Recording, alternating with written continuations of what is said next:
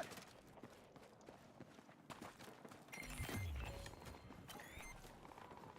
a defensive on that objective!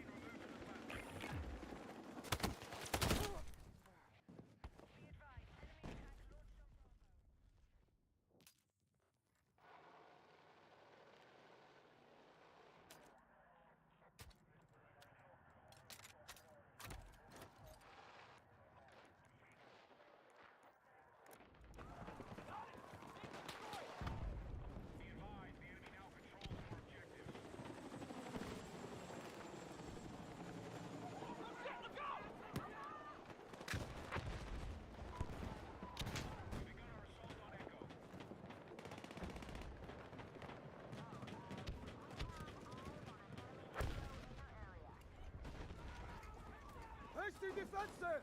Let's move!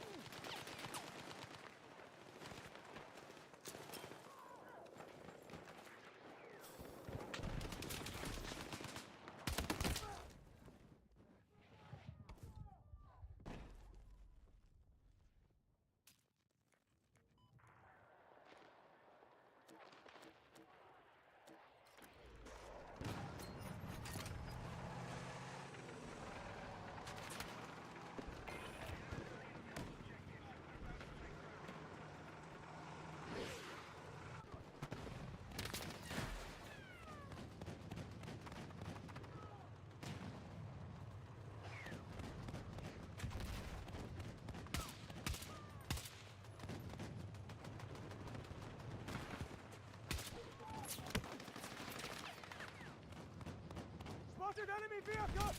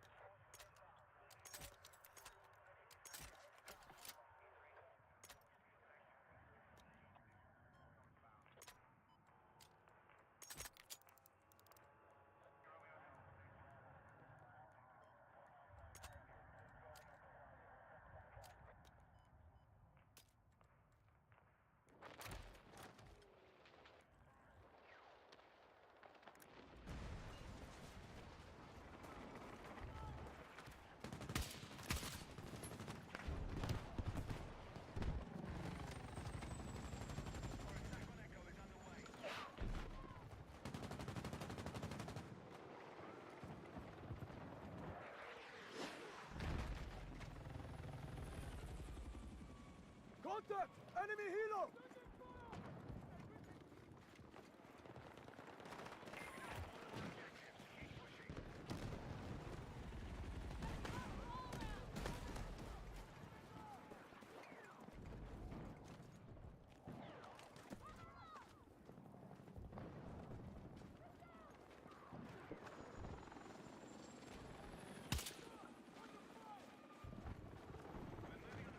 Found an open vehicle!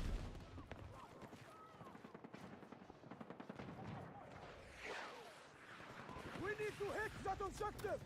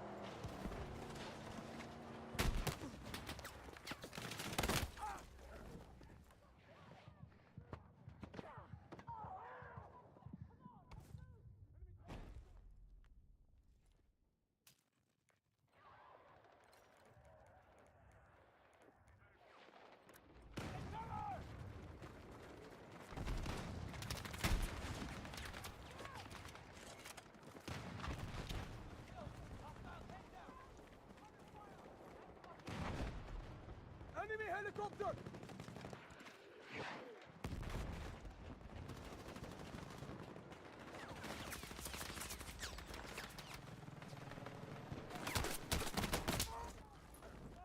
Ah!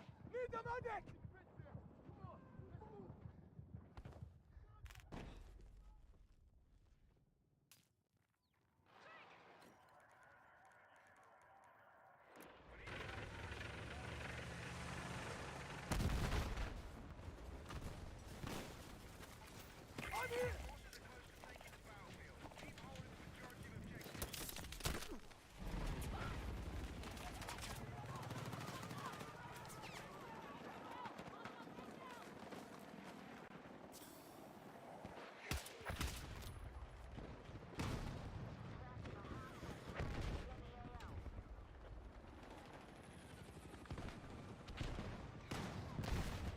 glauben wir...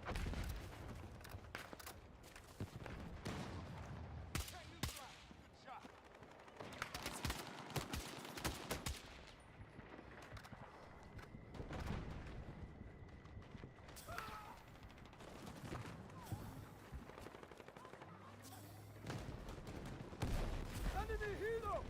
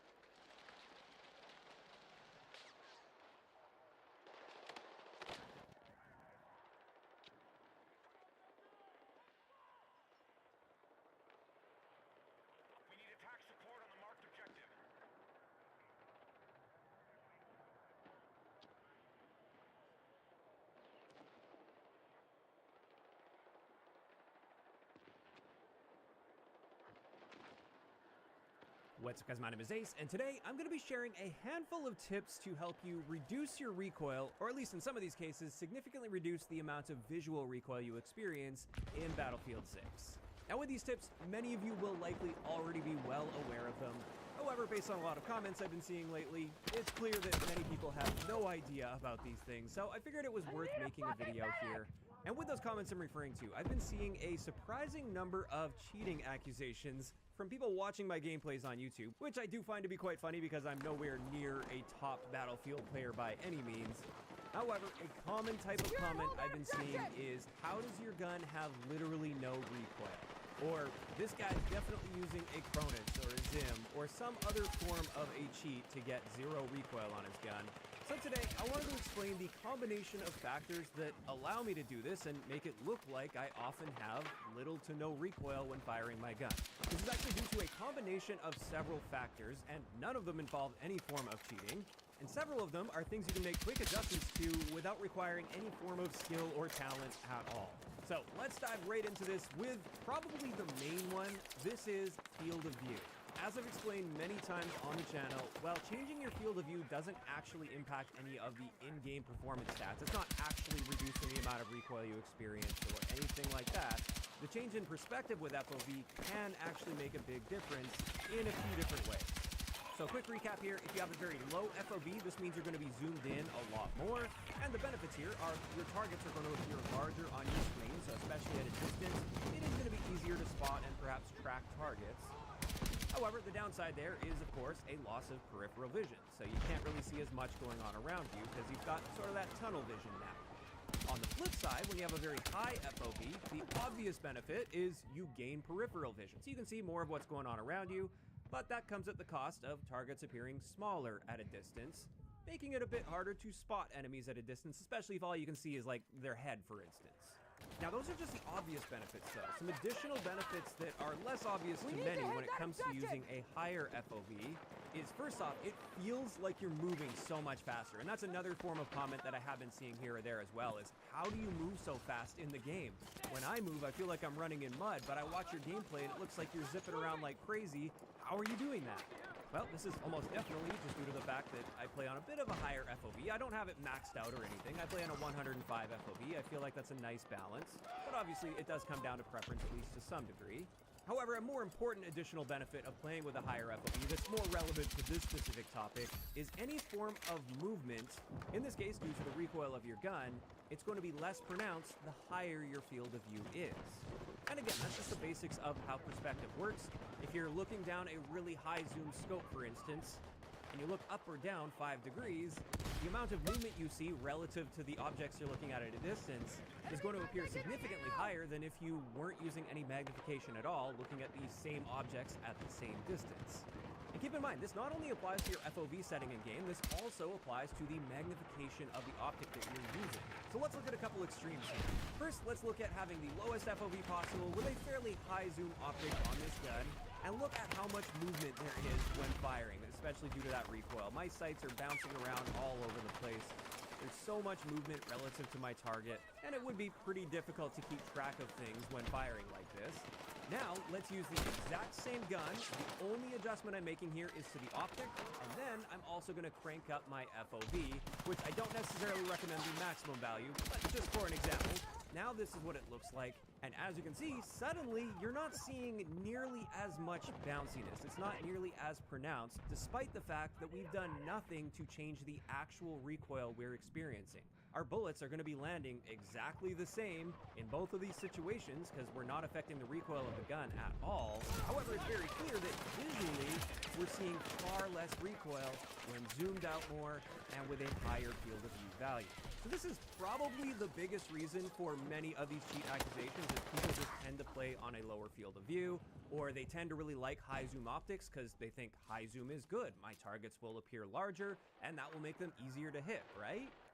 Well, not necessarily if, from your perspective, your camera or your optic is going to be bouncing around like crazy. For me, like I said, my preference is a 105 field of view. I find that's a nice balance, and I tend to lean in the direction of very low zoom optics. In fact, my favorite optic in the game right now is literally a 1 magnification optic, or it doesn't magnify at all. And that means when I aim down sight, I actually don't zoom in at all. I just bring the gun up and there's no additional zoom there. And that really makes it look like I've got a lot less recoil than what I'm actually experiencing. However, while that's probably one of the main factors, there are a few other factors to consider here as well. In a lot of these videos where I see a bunch of these cheat accusations, it tends to be when I'm using one of the best recoil mitigating attachments on my gun. And for those that missed it, I did a whole video talking about recoil and all of the main attachments that impact our recoil in the game, so I'd highly recommend checking that out so you can see how to best mitigate your recoil.